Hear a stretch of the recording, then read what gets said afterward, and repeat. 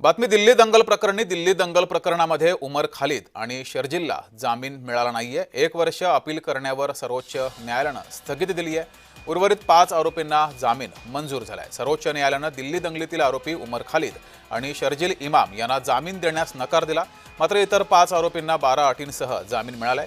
सर्वोच्च न्यायालयानं या संदर्भात भाष्य करताना उमर आणि शर्जील या प्रकरणात 1 वर्षापर्यंत जामीन अर्ज दाखल करू शकत नाही असंही म्हटलंय।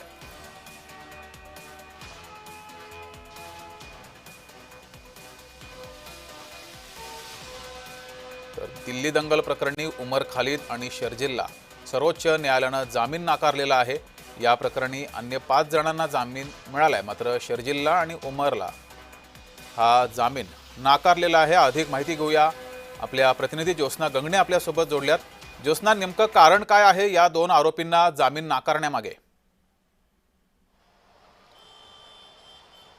अगदी आपण बघतोय की प्राथमिक पुराव्यानुसार जे आहेत की शर्जील इमाम आणि उमर खालिद यांचा प्राथमिक सहभाग असल्याचं निरीक्षण जे आहे ते सर्वोच्च न्यायालयाने नोंदवलेलं आहे आणि त्यामुळे पुढील 1 वर्ष उमर खालिद आणि शर्जील इमाम यांना जामिनासाठी जे आहे ते याचिका सुद्धा दाखल करता येणार नाही अशा प्रकारची सुनावणी आजच्या दिल्लीच्या सुप्रीम कोर्टामध्ये जी झाली त्यामध्ये असा निर्वाळा जो आहे तो दिल्ली सुप्रीम कोर्टाने दिलेला आहे की पुढील 1 वर्ष जे आहेत ते उमर खालिद आणि शर्जील इमाम यांना जे आहे ते याचिका सुद्धा त्यांच्या बेलसाठी त्यांच्या जामिनासाठी याचिका सुद्धा दाखल करण्यात येणार नाहीये। मात्र याच सुनावणीमध्ये जे आहे ते या संपूर्ण प्रकरणात म्हणजे 2020 मध्ये जे दंगल प्रकरण होतं ज्याच्यामध्ये कथित सहभाग असलेले उमर खालिद, शर्जील इमाम आणि इतर 5 आरोपी जे आहेत त्यापैकी 5 आरोपींना जे आहेत ते सुप्रीम कोर्टाने 12 कडक अटीसह जे आहेत 12 कडक अटी शर्तीसह 6 आरोपींना जे आहेत ते त्यांनी जे आहे ते एक जामीन दिलेला आहे। मात्र उमर खालिद आणि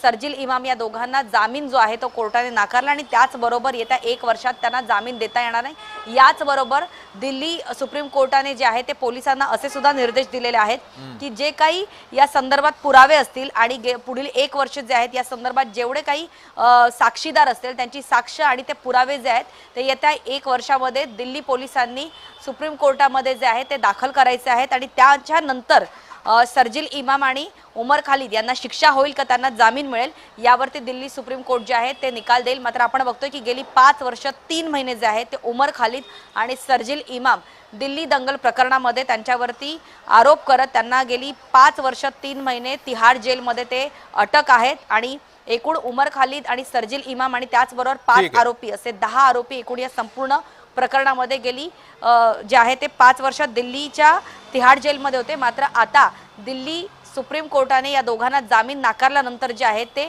उमर खालिद आणि शर्जील इमाम यांच्या कुटुंबियांना मोठा धक्का बसलेला आहे। ठीक आहे, धन्यवाद ज्योत्स्ना दिलेल्या माहितीबद्दल।